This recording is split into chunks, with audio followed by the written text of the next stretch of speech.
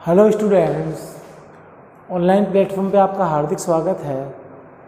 तो स्टूडेंट्स, हमने last lecture में आवेश के गुणधर्म की बात कर चुके थे।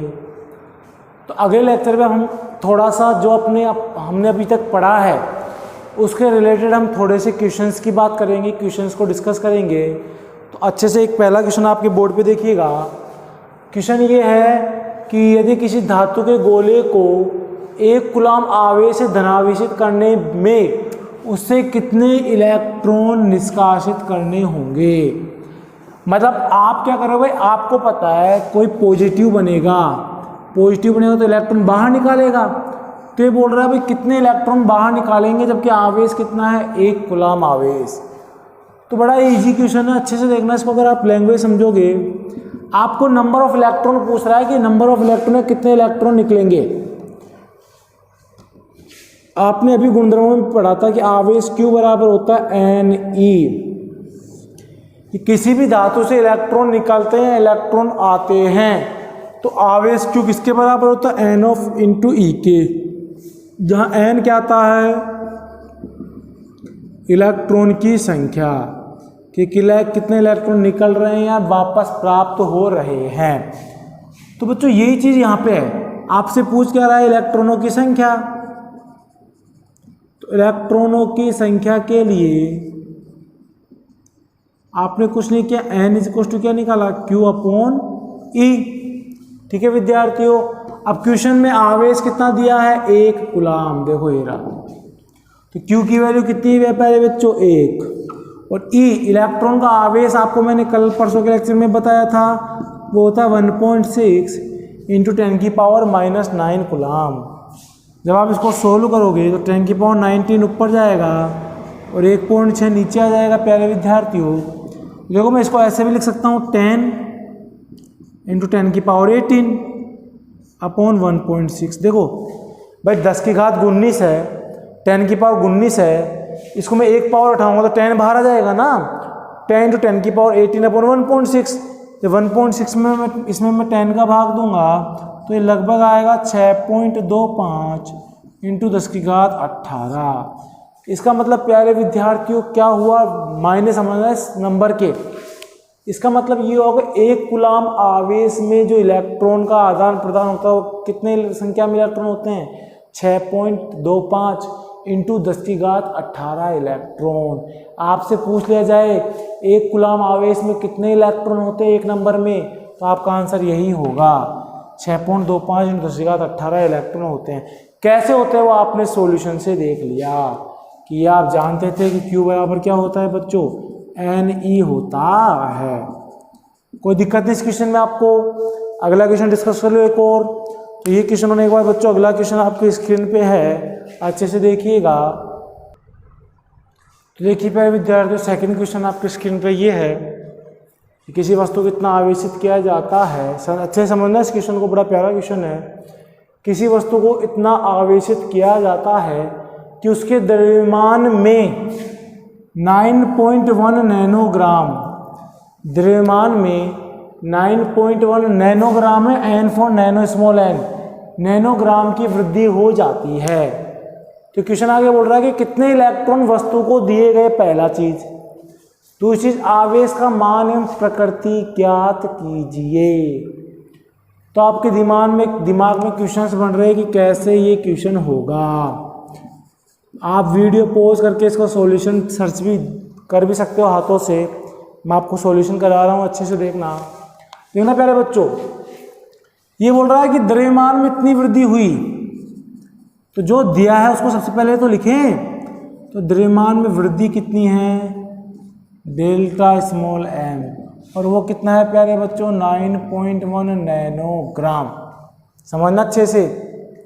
तो द्रव्यमान वृद्धि लिख रहा हूँ मैं, देखते जाओ बोर्ड पे। 9.1 नैनो का मतलब 10⁻⁻9 और ग्राम, देखते जाओ अच्छे से। नैनो का मतलब 10⁻⁻9 इंटू ग्राम। मैं इसको किलोग्राम में चेंज कर सकता हूँ क्या, तो मुझे बता दो, आप एक बार बता दो मुझे 1 ग्राम में कितने किलोग्राम होते हैं। आप कहोगे सर क्या पूछ लिया, हमने 1 किलोग्राम में तो सुना था। चलो 1 किलोग्राम में बता दो।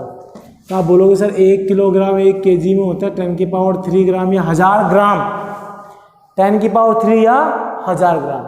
बच्चों वही तो यहाँ पूछ रहा हूँ मैं क्या पूछ रहा हूँ, 1 ग्राम में कितने किलोग्राम, तो 10 की घात 3 डिवाइड हो जाएगी तो माइनस में चली जाएगी। देखो देखिए सही बात है क्या। आज ही ये 10 की पावर 3 नीचे डिवाइड होगी ना तो ऊपर जाएगी तो माइनस में हो जाएगी ना, वो लिख दिया मैंने। इसका मतलब अगर मैं इस ग्राम को किलोग्राम में चेंज करूँ तो किससे मल्टीप्लाई कर दूँ, 9.1 10 की पावर -9 में मल्टीप्लाई कर दिया 10 की पावर -3। तो बच्चों प्यारे विद्यार्थियों ये कितना हो जाएगा,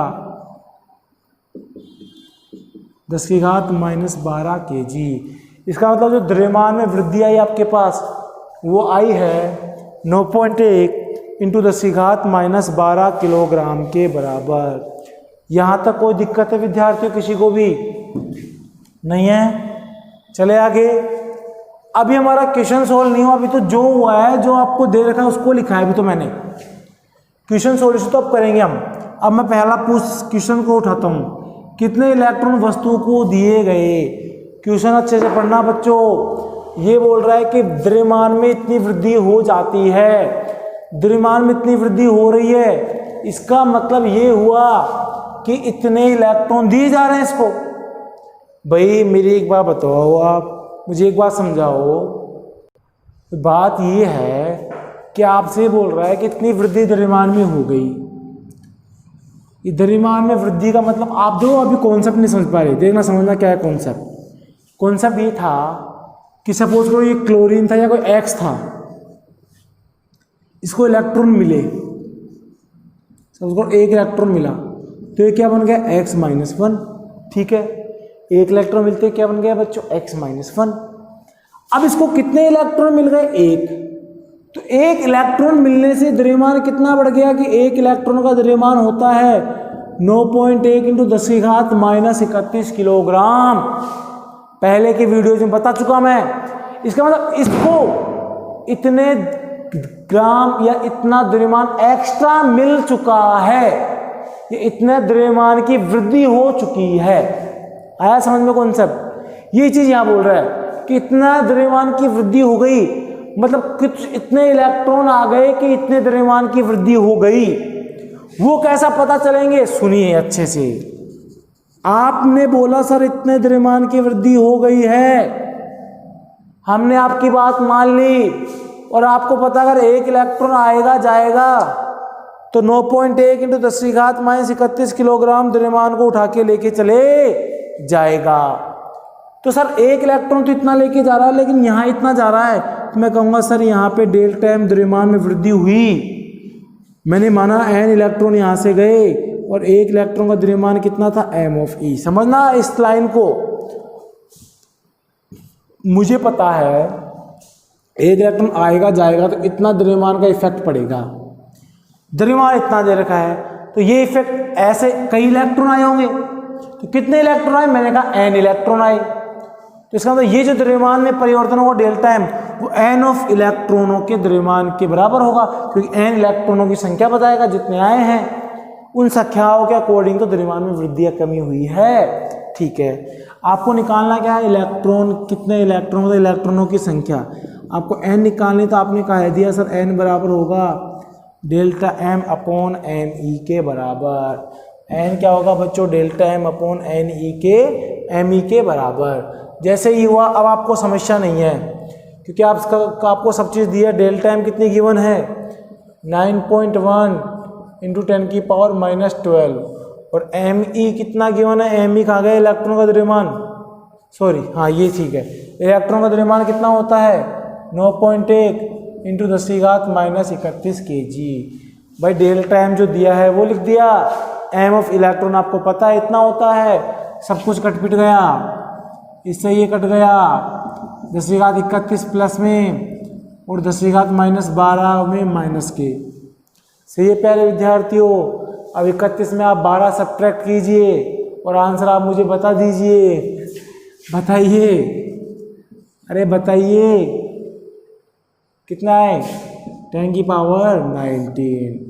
इसका मतलब 10 की पावर 19 10 की पावर 19 इलेक्ट्रॉन इस वस्तु के पास आए हैं, तभी तो द्रव्यमान में वृद्धि हुई है।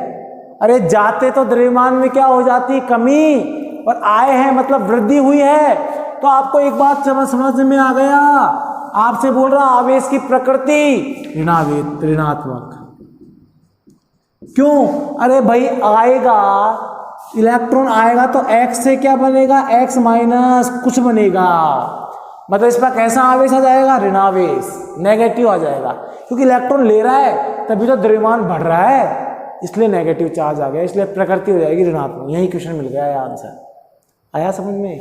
ठीक है, अब समझो आगे। अभी तो ये हो गया फर्स्ट क्वेश्चन का आंसर। सेकंड देखना बच्चों, सेकंड क्या है, कहाँ गया आपका सेकंड, आवेश का मान। अब मुझे भी आवेश का मान चाहिए, किस वस्तु पे कितना आवेश है। तो आपको पता है Q इक्वल टू क्या होता है विद्यार्थियों, Ne। क्यों आवेश चाहिए, N आपको मिल चुका है, कितना 10⁻19, और इलेक्ट्रॉन का आवेश आपको पता है 1.10⁻⁻⁻⁰ प्लस 19 से माइनस 19 गया, तो आवेश कितना आ चुका प्यारे बच्चों, 1.6 कूलाम आ चुका है। इसका मतलब वहाँ आवेश होगा 1.6 कूलाम, और उस आवेश की प्रकृति कैसी होगी प्यारे विद्यार्थियों, ऋणात्मक। जो हम बता चुके क्यों होगी, क्योंकि यहाँ द्रव्यमान में क्या हो रही है बच्चों, वृद्धि हो रही है। आई थिंक कोई दिक्कत नहीं होगा इस पूरे क्वेश्चन में। तो ये सेकंड क्वेश्चन था आपका इसी चैप्टर का। बहुत सारे क्वेश्चंस आते रहते हैं, हम फॉर्मूले पढ़ते रहेंगे, उनके क्वेश्चंस भी करते रहेंगे। ठीक है बच्चों, अब मैं आगे हमारे नए टॉपिक पे चलता हूँ, नई हेडिंग पे चलता हूँ। तो देखिएगा बच्चों, तो विद्यार्थियों इसके बाद हमारा नया टॉपिक होता है कूलाम का नियम, कूलाम्स लॉ। देखो कूलाम का नियम बताने से पहले मैं आपको थोड़ा सा रिमेंबर कराना चाहता हूँ। अच्छा, कूलाम का नियम देख लो पहले एक बार। कूलाम का नियम दो बिंदु आवेशों के मध्य कार्य करता है, कि जब कोई दो आवेश, बिंदुवत आवेश, जैसे दो बिंदुवत आवेश है, मैंने कहा इनके मध्य की दूरी है कोई स्मॉल आर, तो कूलाम साहब ये बोलते हैं कि अगर कोई दो बिंदुवत आवेश किसी स्मॉल दूरी आर पर स्थित हो, तो उस कंडीशन में इन दोनों आवेशों के मध्य या तो आकर्षण का बल या प्रतिकर्षण का बल।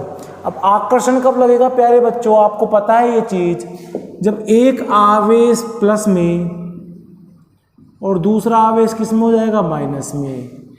जब ये प्लस में ये माइनस में, या फिर ये प्लस में ये माइनस में हो जाए, तो दोनों के मध्य कैसा बल लगेगा, आकर्षण का बल, दोनों एक दूसरे के पास आएंगे। प्रतिकर्षण बच्चों जब कब लगेगा, जब ये भी प्लस में होगा और ये भी किस में होगा, प्लस में। जब दोनों प्लस प्लस में, या ये भी माइनस में और ये भी माइनस में। भाई जब Q1 प्लस में Q2 प्लस में हो, या Q1 माइनस में Q2 माइनस में हो, तो दोनों के मध्य कैसा बल लगेगा बच्चों, प्रतिकर्षण का बल लगेगा। तो कूलाम साहब ये बोल के गए कि दो बिंदु आवेशों के मध्य ये जो आकर्षण व प्रतिकर्षण बल लगता है, वो आकर्षण या प्रतिकर्षण बल किस किस पर डिपेंड करेगा, वो इन्होंने कहा अपने इस स्टेटमेंट में, अपने इस कथन में। उस स्टेटमेंट को पढ़ने से पहले मैं आपको थोड़ा सा रिमेंबर कराना चाहूँगा 11वीं क्लास का गुरुत्वाकर्षण बल। अगर गुरुत्वाकर्षण बल पता हो बच्चों, एक द्रव्यमान था m1, एक द्रव्यमान था m2, और उनके मध्य की दूरी क्या थी, r। तो वहाँ ये बोला गया था कि दो द्रव्यमानों के मध्य का आकर्षण बल लगता है, वो आकर्षण बल समानुपाती होता है दोनों द्रव्यमानों के गुणनफल के, 11वीं क्लास में। और वो जो समानुपाती होता है 1/n इनके मध्य की दूरी के वर्ग के व्युत्क्रमानुपाती के।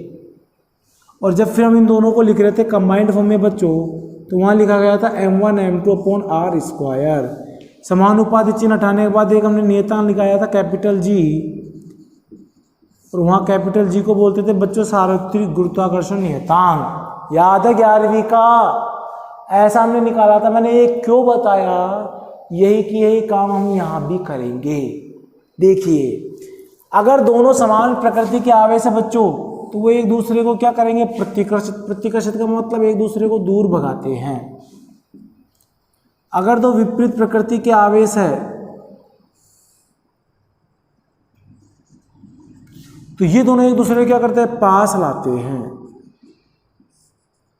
ये दोनों एक दूसरे को क्या लाएंगे, पास लाएंगे। तो मेरा कहने का मतलब क्या है कि समान प्रकृति के आवेश एक दूसरे को दूर लगाएंगे, दूर बल लगेगा मतलब प्रतिकर्षण। असमान प्रकृति के आवेश एक दूसरे को पास लाएंगे मतलब आकर्षण। अब ये बल का मान कितना होगा, इसके लिए मैं नीचे का डायग्राम मिटा देता हूँ। अब सुनिए, कूलाम जी ये बोले कि जो दोनों आवेशों के मध्य लगने वाला जो बच्चों बल है ना, जिस प्रकार यहाँ था उसी प्रकार यहाँ है, ये लगने वाला बल इन दोनों आवेशों के गुणनफल के समानुपाती होता है। पहली बात, हमने समीकरण 1 लगा दिया। दूसरी बात, ये जो लगने वाला बल है दोनों के मध्य, आवेशों के मध्य, वो इनके मध्य की दूरी के वर्ग, दूरी का वर्ग मतलब आर स्क्वायर, दूरी के वर्ग के व्युत्क्रमानुपाती, व्युत्क्रमानुपाती मतलब 1 में, दूरी के वर्ग के व्युत्क्रमानुपाती होता है। ठीक है सर, इसको मैंने बोल दिया समीकरण नंबर 2। और जब मैंने समीकरण 1 और 2 को बच्चों एक साथ लिखा तो मैंने लिख दिया F जो है प्रोपोर्शनल है Q1 Q2 upon R square के। देखिएगा, क्योंकि ऊपर Q1 Q2 आ रहा है, नीचे आर स्क्वायर आ रहा है, तो मैंने दोनों को कंबाइंड फॉर्म में लिख दिया। अब वही बराबर लगाएंगे तो यहाँ एक नियतांक जी आया था, यहाँ पे बच्चों एक नियतांक आएगा के। इसको मिटा दूं मैं, रिलेटेड करने के लिए मैंने इसको बताया था, क्योंकि ये आपने 11वीं में पढ़ रखा है या आप 12वीं में पढ़ रहे हो। ठीक है बच्चों, तो देखिएगा इसके आगे, तो अगर मैं इसके आगे चलता हूँ तो मैंने समानुपाती चिन्ह को हटाया तो मैंने लिख दिया यहाँ पे कि जो F होगा वो इक्वल होगा K QR Q2 upon R square के। इसी बल को कूलाम बल भी बोला जाता है, सुनिएगा ढंग से। इसी बल को स्थिर वैद्युत बल भी कहा जाता है, इसी बल को स्थिर वैद्युत बल भी कहा जाता है, क्योंकि यहाँ आवेश क्या होते हैं बच्चों, स्थिर अवस्था में। इसको स्थिर बल क्यों कहा जाता है, क्योंकि आवेश क्या होते हैं बच्चों, स्थिर अवस्था में होते हैं। क्योंकि आप स्थिर वैद्युत की पढ़ रहे हो, स्थिर वैद्युत की मतलब जहाँ आवेश स्थिर होता है। ठीक है मेरे बच्चों, तो ये जो दो आवेशों के मध्य लगने वाला स्थिर वैद्युत बल है या कूलाम बल है F, वो कितना होता है K Q1 Q2 upon R square के। यहाँ तो कोई दिक्कत नहीं आपको। अब सुनिए आगे, अब मैं थोड़ा एक K की बात कर लेता हूँ। यहाँ पे यहाँ विद्यार्थियों K क्या होता है, K क्या होता है, एक समानुपाती स्थिरांक, एक कांस्टेंट है, जो किस वजह से आया है, क्योंकि यह समानुपाती चिन्ह आ गया था। विद्यार्थियों जो K होता है ना बच्चों, इस K का जो मान होता है वो एक फिक्स वैल्यू आती है, वो आती है 1/4 पाई एप्सिलॉन नॉट। समझना अच्छे से, 4 पाई समझ गए, इस वर्ड को नहीं समझ पाए, ये है एप्सिलॉन नॉट, इसको हम बोलते हैं एप्सिलॉन नॉट। ये इसका प्रोनाउंसिएशन है, इसको ऐसे बोला जाता है, जैसे एन को बोला जाता है एन, वैसे इसको बोला जाता है एप्सिलॉन नॉट। और इसको हम बोलते हैं निर्वात की वैद्युतशीलता, इसकी नाम होता है निर्वात की वैद्युतशीलता। तो एप्सिलॉन नॉट किसको दिखाता है बच्चों, निर्वात की वैद्युतशीलता को दिखाता है। कौन दिखाता है, एप्सिलॉन नॉट। ये कुछ नहीं है, जस्ट तीर टाइप का दिख रहा है, उल्टा तीर और नीचे नोट लगा दिया, 0 टाइप का। ठीक है विद्यार्थियों, और बच्चों एक बात और सुनना, K की वैल्यू फिक्स होती है निर्वात के लिए। निर्वात की जो वैद्युतशीलता होती है ना बच्चों, फिक्स होती है सॉरी। और इस एप्सिलॉन नॉट की जो मान होता है बच्चों, वो निर्वात के लिए फिक्स होता है, वो होता है 8.85 × 10⁻⁻12। मैं मात्रक नहीं लिख रहा इसका भी, क्योंकि मात्रक मैंने निकाला ही नहीं। K का मात्रक का उल्टा मात्रक इसका होता है। चलो मैं लिख देता हूँ, फिर मैं अभी आपको निकाल के बता भी दूंगा इसका मात्रक क्या आया था। इसका मात्रक होता है बच्चों कूलाम स्क्वायर प्रति न्यूटन डॉट मीटर का स्क्वायर। इस एप्सिलॉन नॉट का जो मात्रक होता है प्यारे बच्चों, वो होता है coulomb square upon newton metre square. कैसे आया मात्रक मैं समझाऊंगा आपको, अभी अच्छे से समझाऊंगा, है ना। अब देखो एक चीज, अगर मैं एप्सिलॉन नॉट का मान यहाँ रखता हूँ तो देखो 4 की वैल्यू फिक्स है, पाई की वैल्यू 3.14 है, एप्सिलॉन नॉट की वैल्यू ये आएगी। तो इसकी वैल्यू निकालने के बाद निर्वात के लिए K का मान, किसका मान, K के लिए निर्वात के लिए जो वैल्यू आएगी वो आएगी 9 × 10⁻⁹ न्यूटन मीटर स्क्वायर पर कूलाम स्क्वायर। मात्रक कैसे आया अभी बताऊंगा आपको थोड़ी देर में। ये दोनों वैल्यू फिर मैं बोल रहा हूँ फोर्स करके, ये दोनों वैल्यू है निर्वात के लिए। इसका मतलब क्या है बच्चों, इसका मतलब ये जो k होता है ना, k समानुपाती स्थिरांक, इसका मान एक तो माध्यम पर निर्भर करता है। अगर माध्यम निर्वात होगा तो वैल्यू कुछ अलग होगी, जो ये आपके सामने है। माध्यम कुछ और होगा तो वैल्यू कुछ अलग हो जाएगी। और दूसरा है कि इसका मान जो मात्रक पद्धति पर निर्भर करता है। मात्रक पद्धति पे कैसे करेगा वो समझाएंगे हम आपको। तो k की वैल्यू दो चीज़ों पर डिपेंड करती है, एक तो माध्यम पर, एक मात्रक पद्धति पे, कि आप कौन सी मात्रक पद्धति को यूज कर रहे हो। तो यहाँ अगर निर्वात हुआ तो यहाँ 9 × 10⁹ और 8.85 × 10⁻⁹ 20 होता है इन दोनों की वैल्यू। आई थिंक यहाँ तक आपको कोई डाउट नहीं होगा। अभी मैं इसका समानुपाती स्थिरांक की k का जो मात्रक उसके बारे में बात करूँगा। यहाँ तक सबको सब कुछ क्लियर है कि यहाँ k की वैल्यू क्या हुई, एप्सिलॉन नोट की वैल्यू क्या है। एप्सिलॉन नोट क्या होता है, निर्वात की विद्युतशीलता। अच्छा, मैं k का मात्रक की बात करता, एक बार k के मात्रक के बारे में देख लीजिए बच्चों। स्क्रीनशॉट ले लेना, बाद में आप जो पढ़ाते हैं उसका स्क्रीनशॉट ले लिया कीजिए। तो देखिए यहाँ k का मैं निकालना चाहता हूँ मात्रक। देखो k की वैल्यू क्या यही आएगी क्या, r इसका को मल्टीप्लाई कर दिया, Q1 Q2 को डिवाइड कर दिया, ठीक है। तो देखो फोर्स का, बल का मात्रक क्या होता है बच्चों, न्यूटन। r मतलब मीटर, r मतलब दूरी है, दूरी का मतलब मीटर का स्क्वायर, q मतलब कुलाम है, तो ये क्या हो जाएगा, कुलाम का square. q into Q, कुलाम into कुलाम, कुलाम square. तो k का मात्रक क्या हो गया, न्यूटन मीटर स्क्वायर पर कुलाम स्क्वायर। देख लीजिए यही लिखा था मैंने। देखो मैंने पहले कहा रटना नहीं है चीज़ों को, न्यूटन मीटर स्क्वायर पर कुलाम स्क्वायर। और k का उल्टा होता है एप्सिलॉन नोट। देखो उल्टा 1/, में गया, इसलिए इसका उल्टा मात्रक हो जाएगा इसका। देख लीजिए कुलाम स्क्वायर प्रति न्यूटन मीटर स्क्वायर। k का उल्टा मात्रक होता है एप्सिलॉन नोट का। और एप्सिलॉन नोट को हम क्या बोलते हैं बच्चों, निर्वात की वैद्युतशीलता। यहाँ तक आपका कॉन्सेप्ट बिल्कुल क्लियर है। आगे भी इसकी और बातें करेंगे अच्छे से, क्वेश्चंस भी करेंगे इसके, जो अपन डिस्कस करेंगे नेक्स्ट लेक्चर में। आज के लिए इतना ही काफ़ी है। धन्यवाद आप सभी को।